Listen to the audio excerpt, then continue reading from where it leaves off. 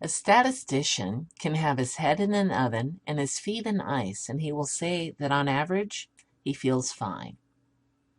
That's a mean joke. Get it?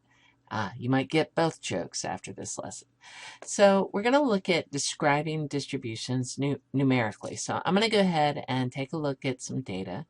We asked some elementary students how many pets they had, and here are their responses. I'm going to go ahead and do a dot plot. It's not really a numerical distribution, but it sure does help to visualize the data. So here's the dot plot. I found a cute little applet where I enter in the data, and it just starts lining the dots up. So when I put in all the data that you're seeing up there, you can see the dot plot for me. Okay, so this is how the data looks. How would we describe this data?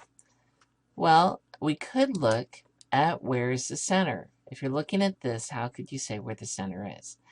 Well, let's go ahead and put the original data in order and look for the one in the center. That seems like a reasonable way. So I'm going to cross off pairs of numbers until I get to the very center number, which is 2. Okay, so this is the point where half the data is above it and half is below it. This is known as the median. So in this example, the median is 2. What if there are 2 points in the center?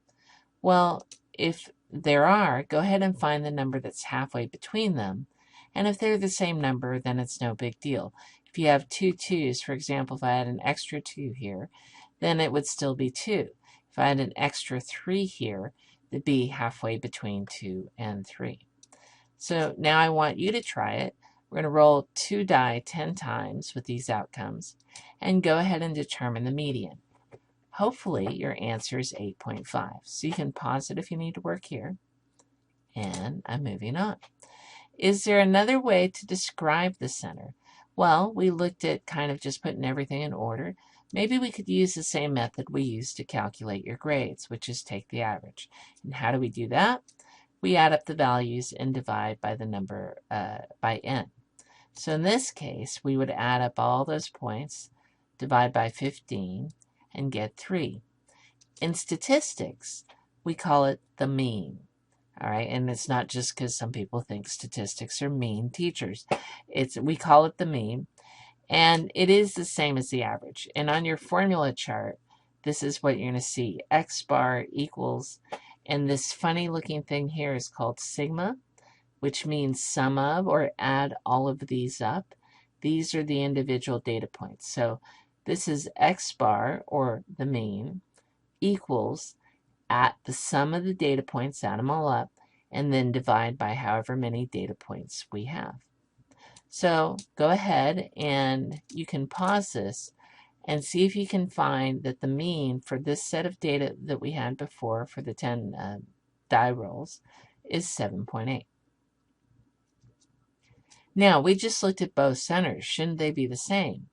Well, the mean is influenced by extreme values, like this one here.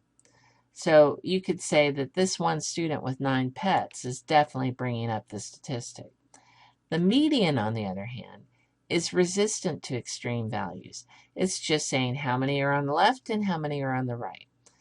A distribution is symmetric when it looks like you could fold it in half and it would match. So roughly symmetric means the mean and the median are going to be close together. Exactly symmetric is when they're the same. And it's skewed, that means the mean is usually further out. So in our example, 3 is the mean and 2 was the median. So you can see 3 is already the mean's getting a little further away. Now we could look, besides looking at the centers, we could look at the spread of the data. So one measure, which you learned a long time ago, is range, and it's really simple. All we do is go max minus min, and that gives us a range. The problem is it's influenced by outliers. So that little 9 there is really changing our range. Don't you think maybe over here is a better value? So we're going to go ahead and try medians because those are resistant to outliers. So how am I going to do a spread with that? First of all, so before I do the medians, I'm going to do the range for this set. Sorry about that. And your answer should be 9 when you do it. So now let's go take a look at those medians to calculate the spread.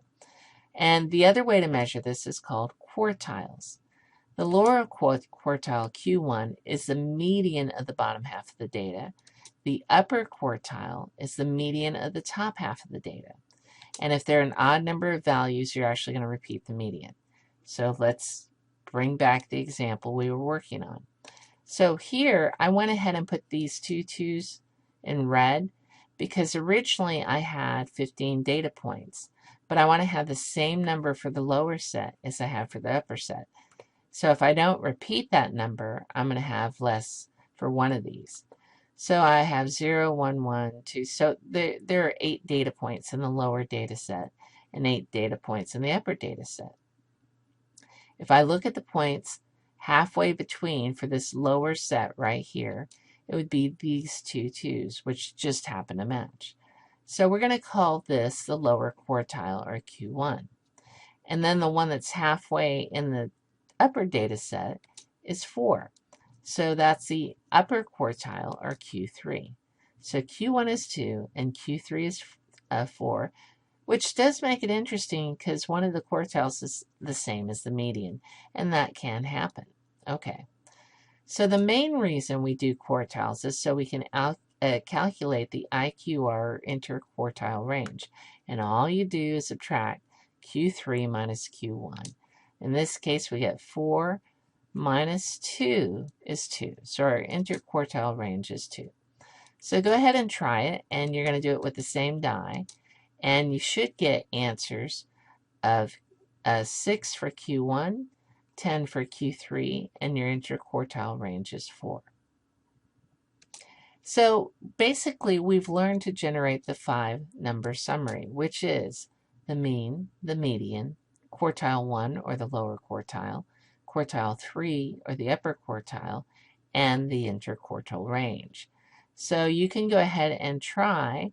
For a new example or practice problem, we're going to use data for travel times in minutes to work. So here's some data points. And when you calculate it, you should get a median of 20, a mean of 22.5. The lower quartile is 15 minutes. The upper quartile is 42.5 minutes. And the interquartile range is 27.5.